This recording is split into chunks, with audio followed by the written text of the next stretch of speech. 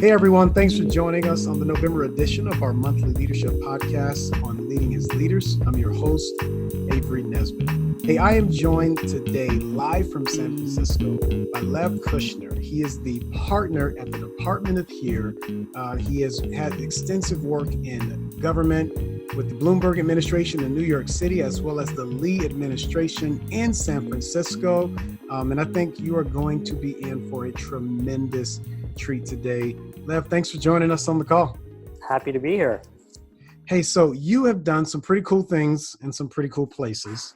And some of the articles that you've written, you've done a good amount of work, a good amount of thought leadership on the subject of change. Mm-hmm. And maybe it's the fall, maybe it's the seasons that we're in, but there's always change right around the corner. The only thing constant is change. And I'd love for you to talk to us today just about the subject of change. Maybe people are going through their own transitions. Maybe they're going through their own things in their own life and their own leadership and their jobs and their families.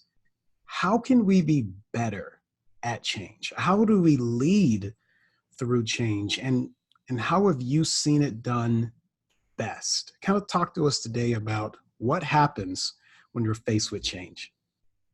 It's super interesting. And I should say that I come at this from a kind of a wonky perspective, right? Which is I have a city planning background. Yeah. And I'm also from a family of rabbis, which gives me this kind of unique perspective, this intersection. I like to joke that I think I'm probably the only person in the world who went and got a city planning degree as a compromise between becoming a rabbi and being an architect. Okay. Because I mean, ultimately what it is thinking about how communities express themselves with rituals and through traditions, and then how that intersects with the built world. Yeah.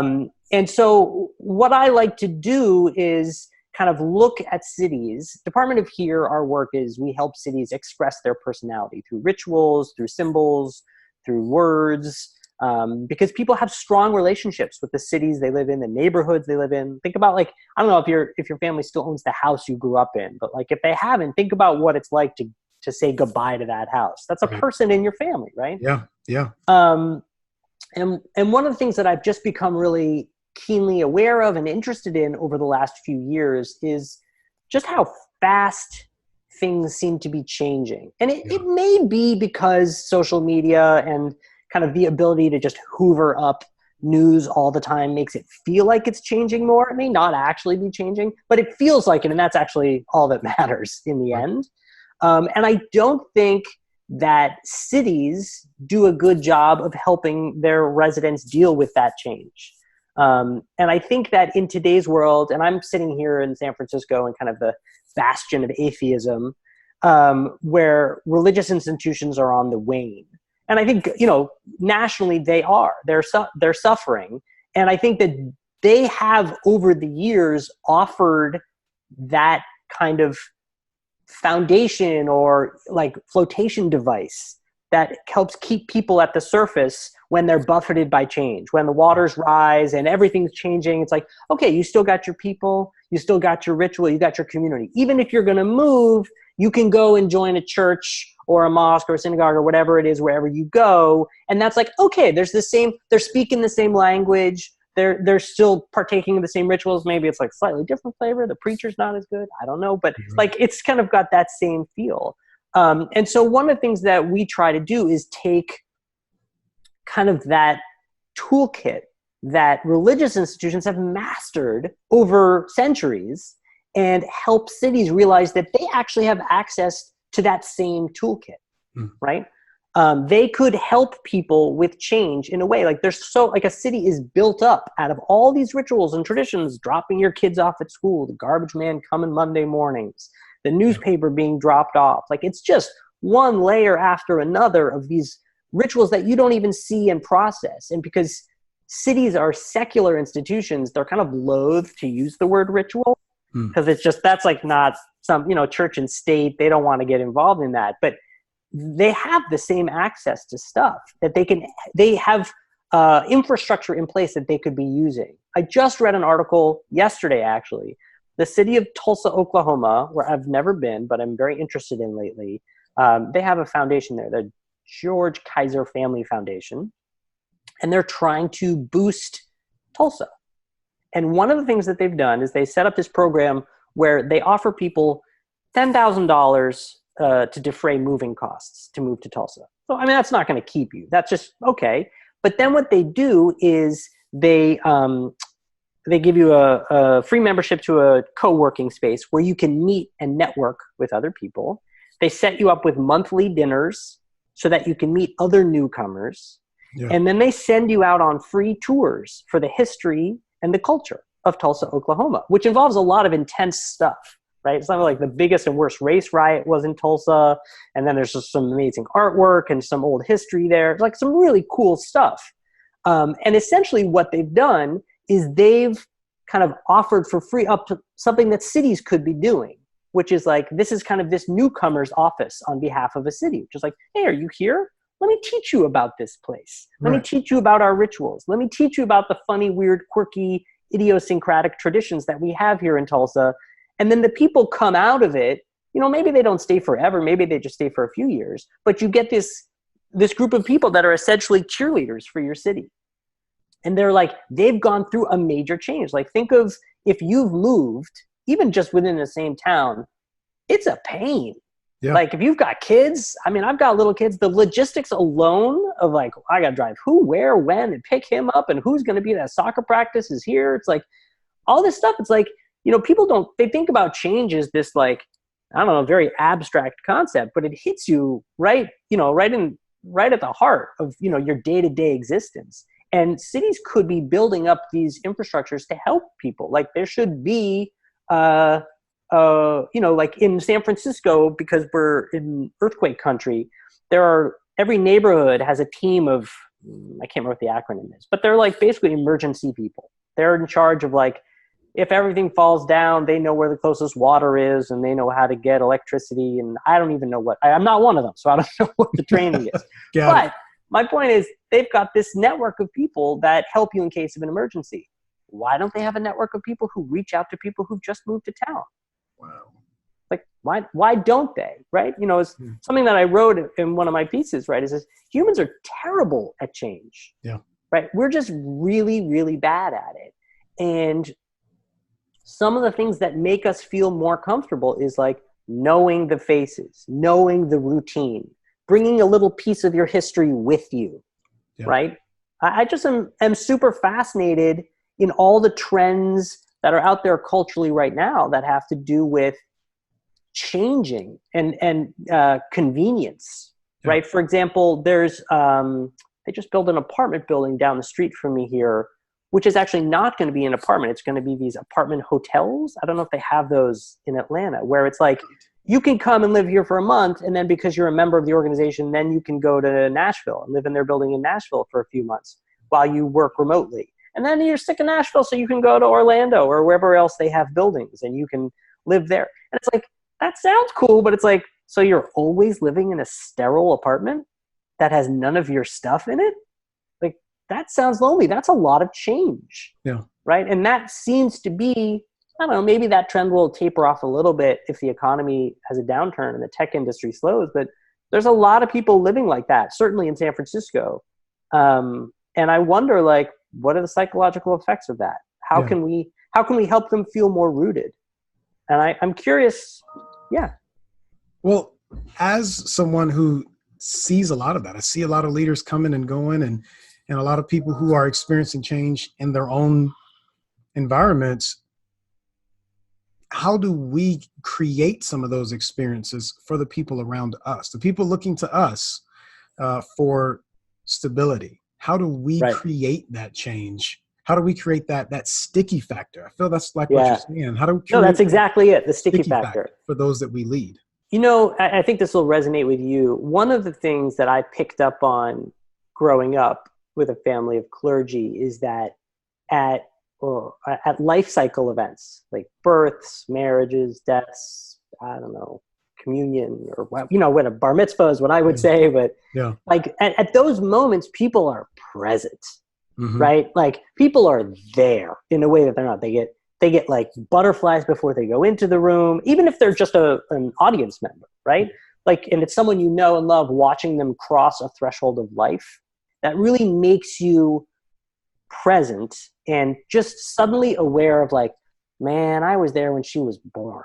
Sure. Like those moments. And like, I remember when it's like, it makes you say all these things that are so cliche and trite because everybody says them at those moments. Right. But what it does is it really, and it's surrounded by ritual, like the wedding ceremony, all these things that you did that you've seen done 100 times. It really locks you down. Like your feet are on the ground.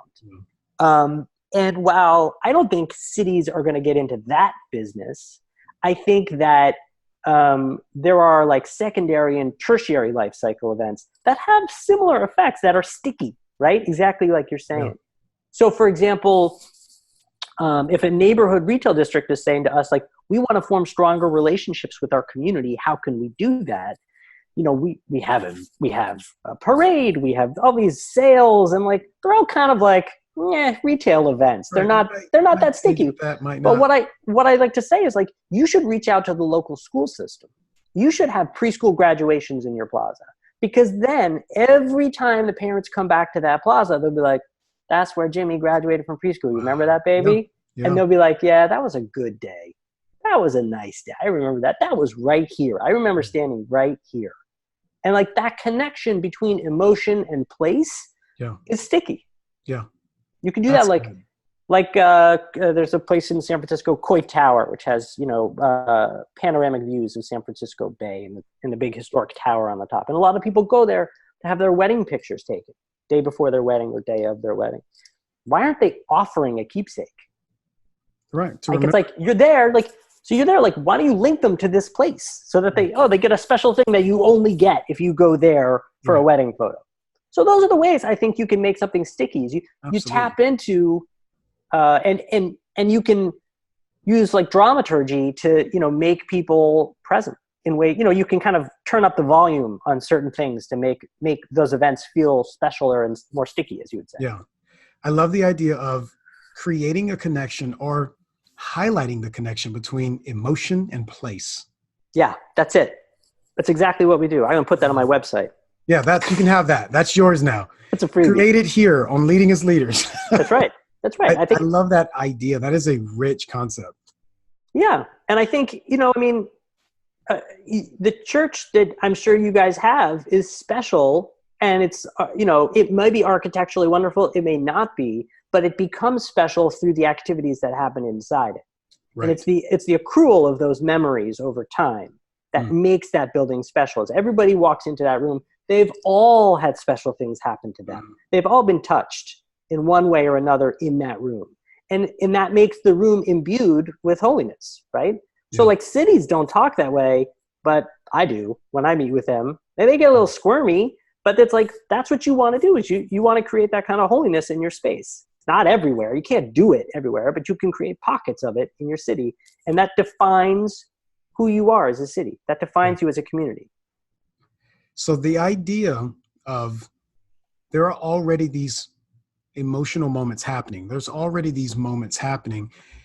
It's collecting them, identifying them, and connecting it back to the people, the environment around you. I'm already thinking, every time you say city, I think of my community, my tribe, my people around me. And as a leader, I can already think of several ways that I can connect what I'm already doing while leading with where we do it, and embed that moment in. That's right. That's right. And I think one of the challenges, right, it's funny that you said my tribe, because I think there's a decrease in the sense, I don't think people talk about their city or their community that as a tribe in the way they might have done 50 years ago. That's speculation. But I think like religiously, those people are your tribe, right? Yeah. You know them, you see them on Sunday, that's your tribe. Yeah. But it's like outside of when you're all rooting for, I don't know, the Braves in the playoffs, but like outside of when you're rooting for your sports team, there's just not a lot of civic pride these days. Right. Right. And I think part of that is a result of the big sort, as politically and culturally, the country is feeling more divided into our little corners than it maybe has been at moments where people feel like the path to success is easier. Yeah. And so I think that's one of the things that I'm working with communities to combat is that, when people feel like resources are scarce, they all start self-dividing. Yeah. Right. They figure out whoever they think their tribes are, that whether it's neighborhood or religion or ethnic or whatever it is, they sort themselves up. And that's the bad direction for humanity to go. And so my goal is cities are the melting pots. Yeah. Right. Your community is diverse, I'm sure, in some way or another, whether it's socioeconomically or racially or whatever. And so the trick is to get people to look across and say oh, that guy's doing the same thing I'm doing at the same time. I don't know him, right? But we're connected, right? So we're both picking up our kids at this school. I don't know him. His kid's 3 years older than mine. I never seen him, but we're a community, right? And I think that's one of the magic things about rituals is they kind of reverse the flow. Is you're standing in a room doing a physical action with a lot of people, and it's all choreographed. You're all doing the same ritual at the same time. Right. And your brain says, well, then I must be similar to them. Right. Even if you're not, even if outside of doing that ritual, you don't have that much in common, it wires you to be oh, well, we're a tribe. Yeah. So, and I think you can do that throughout the city. Absolutely. I can already see moments where I can take that and bring that back. Well, Lev, thank you. Thank you. This has been great. My pleasure. Awesome. Well, for everyone, you can find out more about the department up here and everything that Lev's doing. He tends to travel around quite a bit. I see him on this podcast. I see him on that website. So you can find him. You just look around long enough and you might run into it. You can find out more about everything that he's doing. You can find out more information about what they're working on leadingasleaders.com. You can follow us on iTunes or Stitcher, and hopefully something you said today helps you as you're leading as leaders. Thanks, everyone. Thank you.